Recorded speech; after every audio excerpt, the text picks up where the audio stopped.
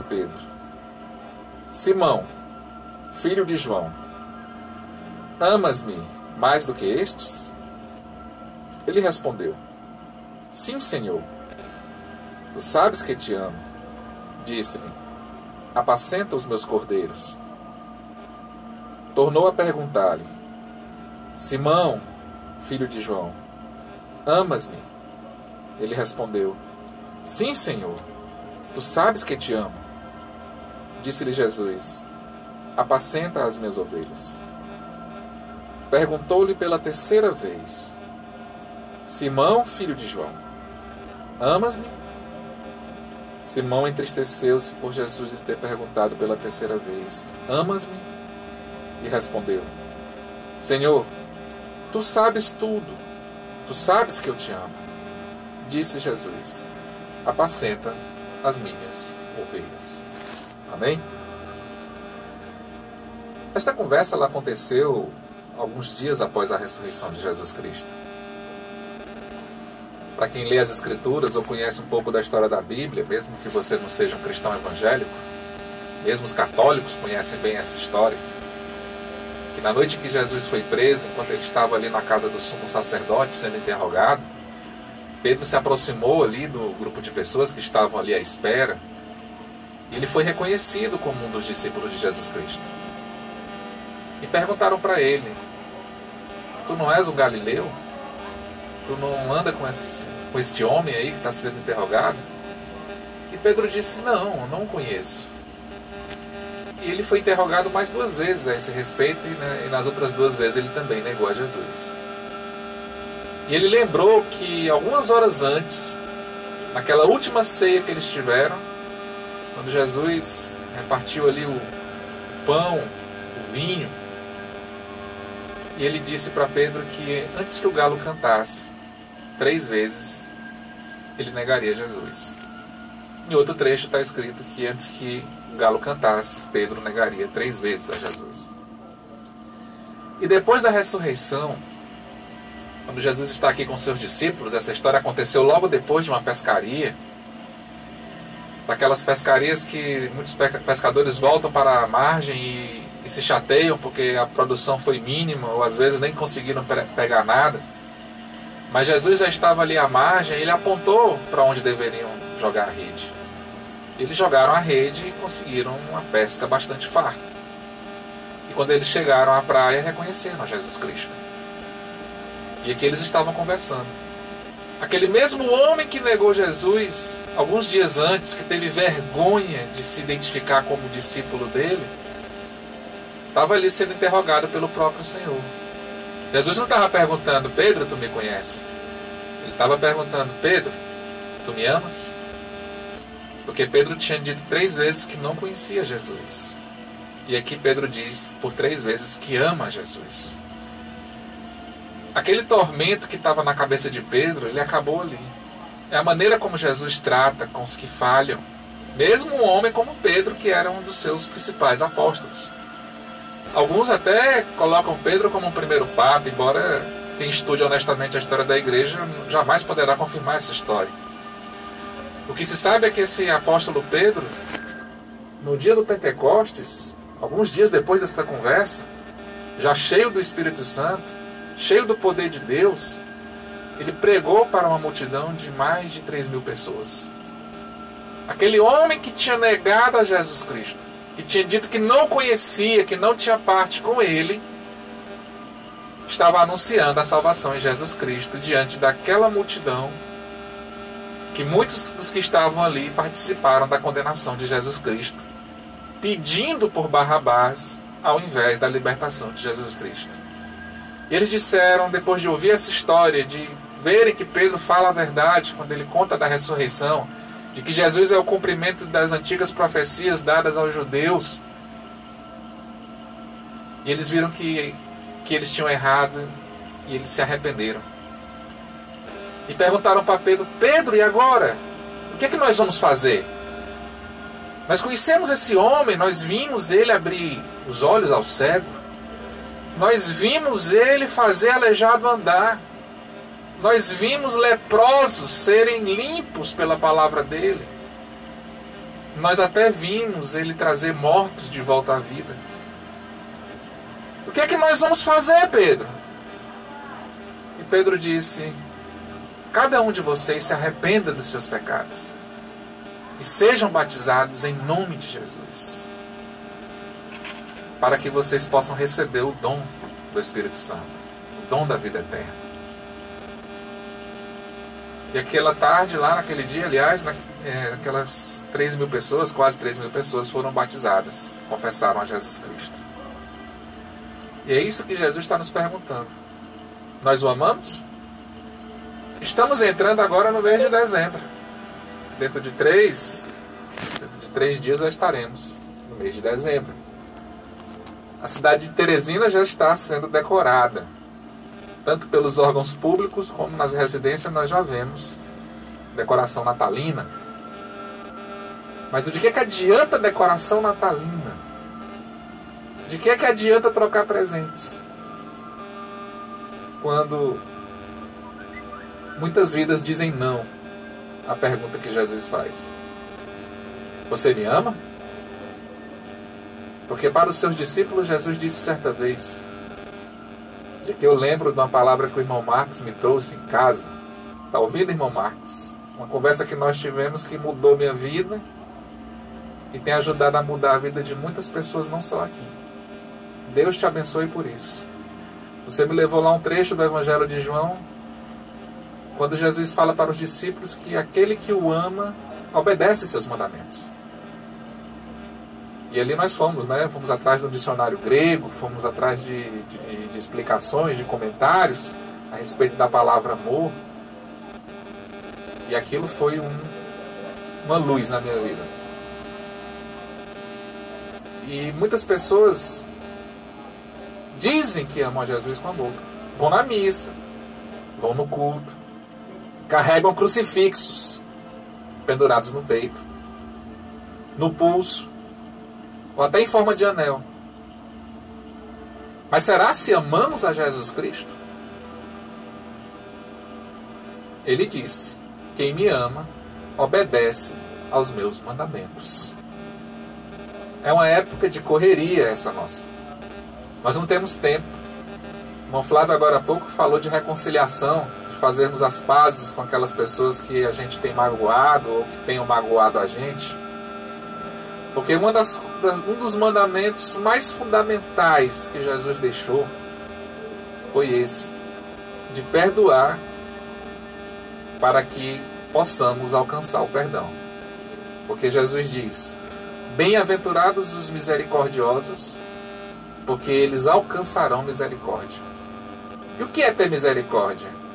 É você estar diante de uma pessoa que tem muito mais falhas do que você, que se comporta de uma maneira muito pior do que você, que tem menos recursos do que você, tem muito mais problemas do que você.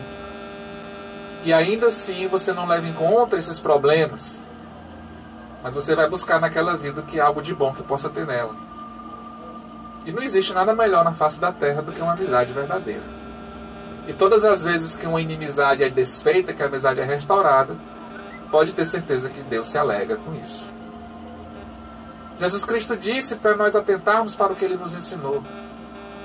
No Evangelho de Mateus, no capítulo 11, Ele chama a todos: venham e aprendam de mim, que sou manso e humilde de coração. O que isso quer dizer? A humildade nas Escrituras não é a pobreza material. Não é você andar como um maltrapilho ou fazendo cara de coitadinho. Pelo contrário, Deus manda a gente andar de cabeça erguida, com o rosto limpo, sorridente, com um olhar firme, decidido. Mas ter humildade é reconhecer que precisa de Deus. Jesus Cristo podia dizer isso: eu sou humilde de coração, porque Ele não falava nada de que Deus não revelasse para Ele falar. Ele não falava querendo adivinhar as coisas. Ele não falava seus próprios entendimentos ou suas próprias doutrinas. Mas Ele mesmo dizia: eu não faço nada que eu não vejo o Pai fazer. Eu não digo nada de mim mesmo que o Pai não me ensina. E Jesus, Ele chama a gente a aprender com Ele. Porque nessas horas os bares estão começando a encher. Mais tarde vamos ter bares, casas de shows, e outros locais que eu não vou mencionar aqui, que as pessoas vão, porque acham que vão ter alegria, vão ter prazer. Mas não existe alegria verdadeira no pecado. Nós amamos a Jesus? Vamos celebrar o Natal? Ele não mandou andar desesperado atrás de compras, atrás de moda, atrás de banquetes. Ele mandou dar roupa para quem está nu, dar comida para quem está com fome. Ele mandou dar água a quem tem sede. Ele mandou ir visitar os enfermos nos hospitais. Ele mandou ir ver como estão os presos nos presídios, porque até mesmo entre essas pessoas que nós tanto desprezamos, mesmo atrás das grades, Jesus tem salvado vidas que eram criminosos, mentirosos, assassinos, ladrões, e que conheceram a Jesus e agora o amam. E deixaram para trás tudo o que eles fizeram. Se tornaram nova criatura. Nós não queremos reconhecer isso, porque nós gostamos de condenar as pessoas e julgar. Mas Jesus Cristo, Ele mesmo disse que não veio, como um médico não vem procurar uma pessoa saudável. Ele veio procurar os enfermos. Porque é o enfermo que tem necessidade de cura. Porque é o pecador que tem necessidade de perdão. Tu me amas? Esse São Pedro também, ele pregou outras coisas muito importantes para a nossa vida cristã. Que nos dão muito entendimento de como as coisas de Deus funcionam. Uma certa religião chama ele de Papa. Fizeram a estátua dele. Como fizeram a imagem, as estátuas e esculpiram figuras de todos esses personagens que são exemplo para nós. Para que as pessoas se dobrem diante delas. Mas que não prestem atenção no que elas falaram. E não tomem como exemplo aquilo que elas viveram. Pedro, numa de suas pregações, por assim dizer, ele disse que nenhum nome é dado para a raça humana invocar. Quer dizer, chamar, clamar, pedir, além do nome de Jesus Cristo. Nenhum nome no céu, na terra, embaixo da terra, nenhum outro nome. E espíritos enganadores colocam na mente das pessoas que podem invocar por outros nomes. E muitos desses nomes são de pessoas que chamaram a Jesus Cristo de Senhor. Viveram pelo Evangelho, morreram pelo Evangelho. Jesus não mandou fazer banquetes em sua homenagem. Jesus não mandou marcar feriados no calendário em sua homenagem. Ele mandou que fôssemos aprender dele. Ele mandou que fôssemos até ele confessar os nossos pecados. Ele mandou que fôssemos aprender, que fôssemos obedecer, que fôssemos amá-lo.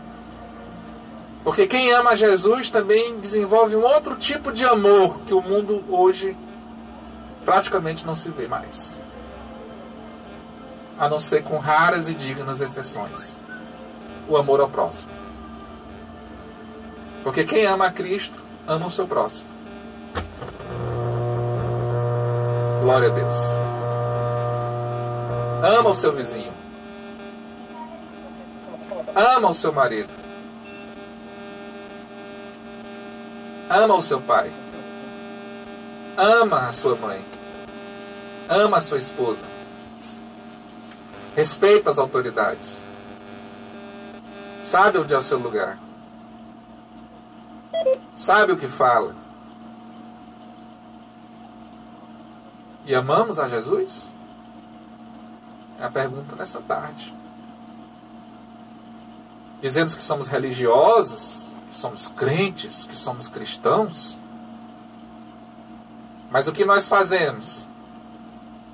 Se aproxima realmente do modelo que Jesus Cristo deixou? Pedro chorou quando Jesus perguntou para ele a terceira vez: Tu me amas? Ele amava Jesus. Ele sentia vergonha de ter negado a Jesus. Daquela noite lá em que ele negou, até aquele momento daquela conversa em que Jesus perdoou ele, para ele ouvir que estava perdoado, dá para imaginar quantas noites ele passou sem dormir. Quantos pensamentos de vergonha não se apossaram na mente dele durante esse período. E hoje muitas pessoas estão atormentadas porque não amam a Jesus. Amam o mundo. Amam a vaidade. Eu não estou falando de roupa. A vaidade é orgulho. É achar porque tem um diploma é mais do que os outros. Achar porque seu cartão de crédito tem um limite maior é melhor do que os outros. Porque seu carro é bom, você é melhor do que os outros. Porque você tem um bom emprego, uma empresa próspera, isso me dá direito a passar em cima dos outros. Quem faz isso deveria pensar muitas vezes antes de dizer que é cristão, que vai celebrar o Natal. Jesus Cristo nem mandou que um dia se celebrasse o nascimento dele. Não existe relato na história da igreja antiga, dos apóstolos e dos discípulos dos apóstolos, celebrando o Natal.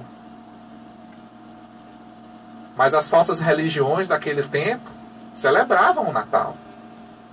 Trocavam presentes, faziam banquetes, enfeitavam suas casas com árvores, com frutas penduradas, com arranjos de flores nas suas portas para atrair bons espíritos. Deveríamos atentar para o que Jesus Cristo nos manda fazer. E aí sim poderemos dizer que o amamos, porque o estamos obedecendo.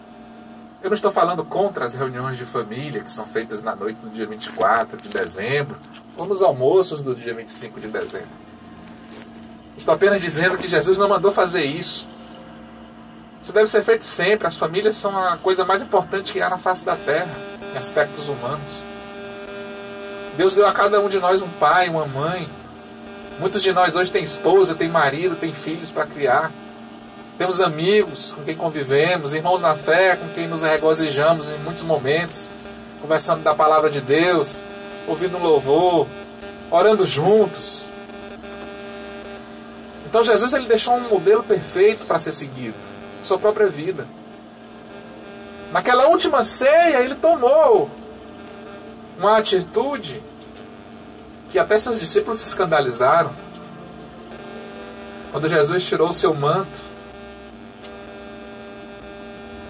e pegou uma bacia com água e foi lavar os pés de cada um dos seus discípulos que estavam ali. Muitos querem levar isso só pelo lado do ritual. Eu não vou entrar pelo lado do ritual. Eu vou entrar no que Jesus disse. Eu vos dei o exemplo, para que do jeito que eu fiz, vocês façam também.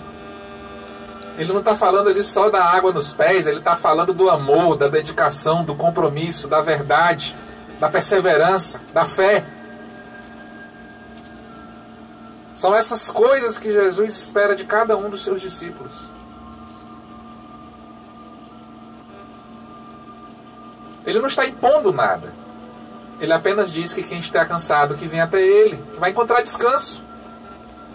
Ele está dizendo que se você precisa de alguma coisa, peça, porque você receberá. Ele não manda você fazer promessas.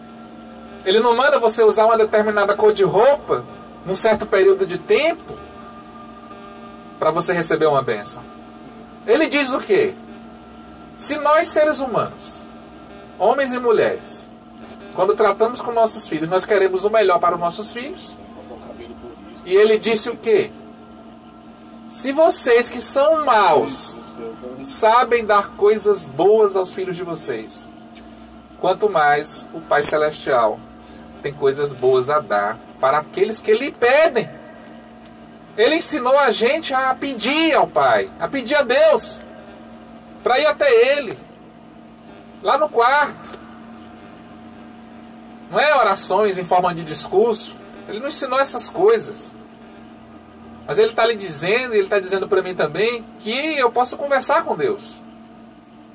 Eu posso colocar para Ele o que está acontecendo com a minha vida, o que me aflige, o que eu preciso, o que eu não quero, o que me assusta, o que me enfraquece. E Ele disse, teu Pai que vem em secreto vai te recompensar. E aqui eu estou cercado de pessoas que podem contar essa mesma história com suas experiências de vida. A irmã Pedrina, que patrocina esse programa, glória a Deus, que Deus abençoe a vida dela, que nos tem dado essa oportunidade de compartilhar esses momentos com os irmãos, com os ouvintes, nossos amigos. Há uns dias atrás, uma senhora que há muitos dias não andava por causa de inchaço nas pernas. E me parece que não tinha tratamento. Ou o tratamento não estava surtindo nenhum efeito. Ela ficava em pé e logo ficava com as pernas dormentes e inchadas. E os irmãos e as irmãs intercederam por esta mulher em oração.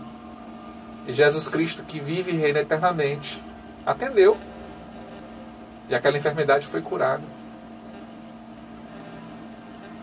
Ela confessou a Cristo como Senhor e Salvador da vida dela. E o exemplo dela também foi seguido pelo marido.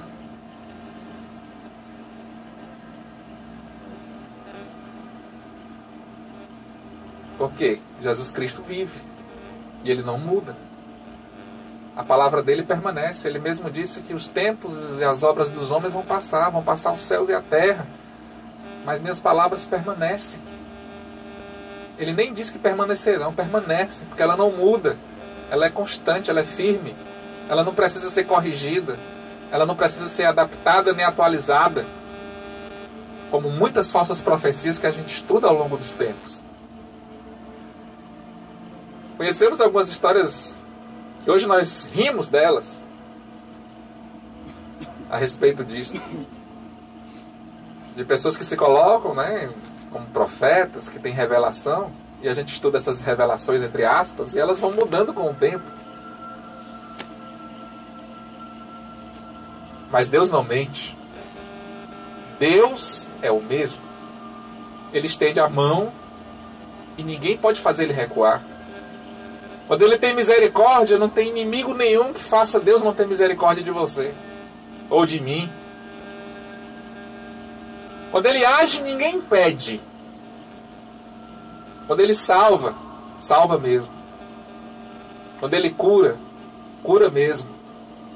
Quando Ele transforma, transforma mesmo. Tudo o que Ele quer de nós é que nós o amemos. Porque Ele nos ama. Você é capaz de ir para a cadeia no lugar de um estuprador que porventura tenha feito mal para sua filha? Você, mãe de família, tem coragem de ficar presa no lugar do assassino que tirou a vida do seu filho? Você, comerciante, tem coragem de ir para a cadeia no lugar do ladrão que lhe assaltou no seu negócio? Pois foi isso que Jesus Cristo fez comigo. Com cada um de nós. Ele sofreu a condenação no meu lugar. Ele me amou. Ele se colocou no meu lugar. Quando nós olhamos para aqueles crucifixos ali, com aquela figura ali sofrida, com marcas de sangue escorrendo, ferimentos na cabeça e no resto do corpo, ali era o que era para mim. Porque eu pequei contra Deus. Eu menti, eu roubei, eu adulterei, eu fui idólatra.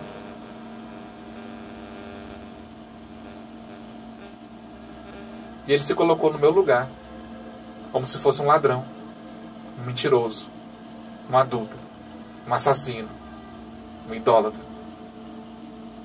Porque como o castigo já foi pago, a dívida foi paga, e ninguém pode me cobrar mais isso, porque Jesus já fez isso por você.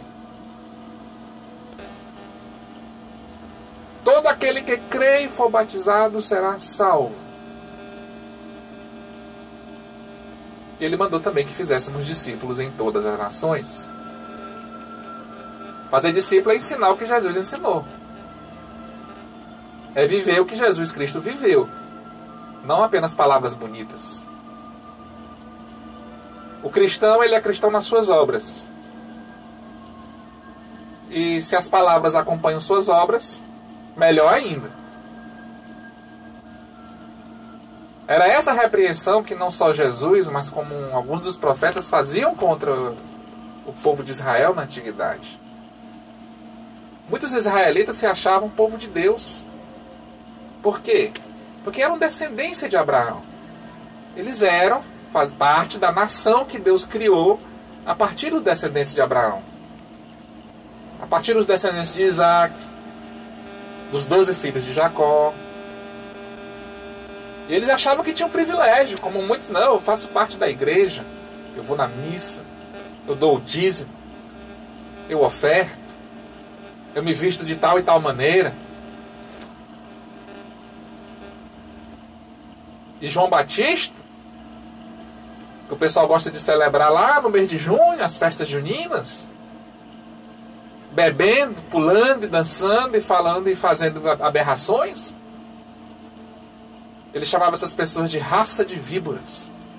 Se vocês são filhos de Abraão, mostrem os frutos do arrependimento. Mostrem o testemunho de que vocês também creem naquilo que Abraão crê. Eu vou para a igreja, mas Jesus Cristo está fora da minha vida? Essa situação ela é deplorável. Mas ele já previu isto. Quando lemos lá alguma das cartas do Apocalipse, na carta para a igreja de Laodiceia, que é uma cidade da Ásia, hoje seria uma região da Turquia, ele fala para o pastor daquela igreja que está fora. Eu estou batendo na porta, eu estou do lado de fora. A palavra está fora. Então, a palavra de Deus está fora da vida de muitas pessoas. Muitas por ignorância. E outras porque rejeitaram conscientemente esta palavra. Mas quando nós rejeitamos a Jesus Cristo, que é vida, podemos esperar certamente que os frutos da morte vão aparecer. Não vou ser discípulo de Jesus? Isso é para quem tem fé. Ele disse que é o caminho. Ele é o caminho. Espíritos enganadores dizem que muitos caminhos levam a Deus. Mas Jesus Cristo disse que eu sou o caminho. E quem não escolhe esse caminho se perde. Jesus Cristo disse que é a verdade. Se nós rejeitamos a verdade, então automaticamente já estamos do lado da mentira. E o pai da mentira, Jesus Cristo, revela que é o diabo. Eu sou o caminho, e a verdade, e a vida. Ninguém vem ao Pai senão por mim. E aqui ele está excluindo todos os outros caminhos. Ele não mandou você ir para Canidé. Ele não mandou você participar de rituais. Ele nem mandou você ir para a igreja. Vinde a mim, todos os que estão cansados e sobrecarregados, e eu darei alívio. Aprendam de mim, sou manso e humilde de coração, e encontrarão descanso para as vossas almas. Quantas almas neste momento não estão precisando de um descanso? Tem esposas aflitas porque o marido ainda não chegou? Está no bar? Ou o filho? Ou a filha? Que saiu de casa dizendo que ia para um lugar e foi para outro? E homens perversos estão em todas as esquinas procurando a quem possam capturar com suas seduções, drogas, bebidas, prostituição, tramas. Quando nós saímos de Jesus Cristo ou nos recusamos a Ele, é para essas coisas que nós ficamos expostos. Alguém já viu um pastor guardar suas ovelhas num curral que não seja cercado? Não existe. Porque onças e lobos estão à espreita. Tem lugar que tem leão. Outros lugares tem jacarés e cobras. E é assim que as nossas vidas estão hoje. Nós estamos cercados, espiritualmente falando, de leões, de feras, de armadilhas. Agora você imagina as ovelhas que dispensam seu pastor. O que é que vai acontecer com elas? Elas vão ficar expostas às feras. Elas não vão ter um pastor para defendê-las. Elas não vão ter cercas para evitar que as feras entrem na vida delas. Por isso que Jesus nos pergunta: você me ama? Ele tem coisas boas para nós. Começando pela salvação. Ele não promete regalias. Ele não promete uma vida farta, como as pessoas entendem de fartura aqui. Ele diz que nós vamos ter descanso para nossas almas. Porque eu sei que eu vou ter um bom pastor, que é nosso Senhor Jesus Cristo, tomando conta de mim. E tomando de conta também das pessoas a quem eu amo. A Bíblia traz um exemplo muito abençoado na pessoa de Jó. Que todas as noites ele estava ali orando, agradecendo a Deus pela vida dele e também orando pela vida dos filhos e dos familiares dele, até dos amigos dos filhos dele. E ele pedia perdão a Deus, porventura, se algum dos filhos dele tivesse falado ou feito alguma coisa que poderia ter ofendido ao Criador. E Deus toma de conta. Você que está me ouvindo, que é filho de pai crente em Jesus Cristo, de mãe crente em Jesus Cristo, saiba que tem muitas orações lhe cobrindo para que você saia e volte para casa em segurança. Para que o emprego seja dado a você, uma oportunidade de emprego. Para que Deus lhe livre dos acidentes no trânsito, da ação dos marginais.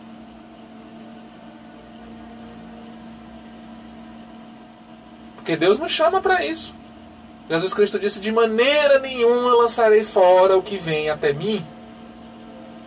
Então, do jeito que eu estou, eu posso me aproximar dele, conversar com ele e pedir a ele aquilo que eu estou sentindo de pedir. Eu estou com problema no casamento? Eu estou com problema de emprego? Eu estou com dúvidas a respeito da minha vida? Eu acordei hoje e minha vida não faz sentido? Eu estou cansado? Mas ele disse que aquele que está cansado pode chegar até ele, que vai encontrar descanso, vai encontrar resposta, vai encontrar proteção, vai encontrar como a nossa irmã encontrou, cura para a sua enfermidade. Como muitos nossos irmãos também têm encontrado, que estavam até desempregados, as portas de trabalho, de emprego e de negócios foram abertas. Mas, por quê? Porque eles aprenderam a amar Jesus Cristo e a ouvir a sua voz e a obedecer ao seu mandamento. É isso que nós, como seres humanos, no século XXI, precisamos. Se nós assistimos ao jornal, preste atenção quando você for assistir o jornal. Não importa o canal, preste atenção nos primeiros 15 minutos se você não fica tenso. Se você não se sente indignado. Se você não fica com raiva. Porque só é notícia boa. É enchente, é terremoto, é guerra. É sobre esses nossos políticos, né, que são pessoas muito honestas, por assim dizer, né? Pessoas que amam o Brasil, que amam os brasileiros, dedicam suas vidas a fazer aquilo que é de interesse do Brasil. É por isso que nossos hospitais funcionam. Podemos sair de casa tranquilamente, olhando para nossos celulares, navegando nas redes sociais, que ninguém vai mexer com a gente, porque está tudo muito bem. Muito pelo contrário.